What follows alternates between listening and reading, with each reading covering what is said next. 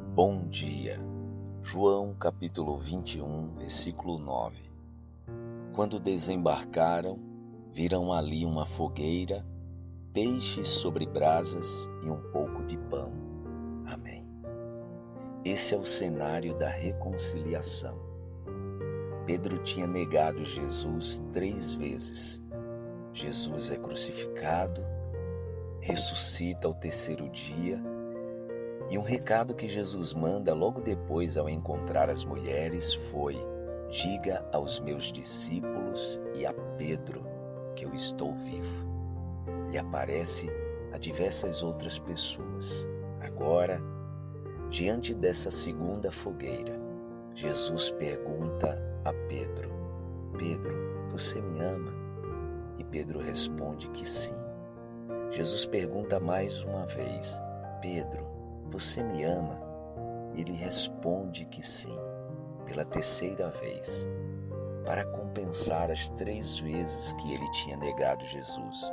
Jesus o pergunta e ele responde: Senhor, o Senhor sabe de todas as coisas. O Senhor sabe que eu te amo.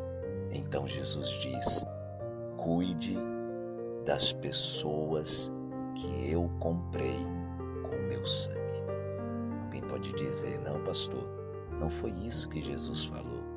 O que ele quis dizer foi exatamente isso. Cuide, Pedro.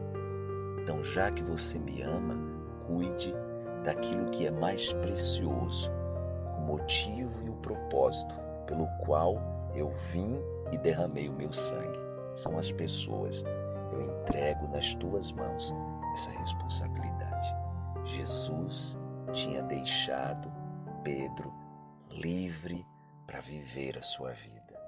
Não havia mais dívida. Jesus não guardou rancor pelo que Pedro tinha feito. Pedro agora era livre.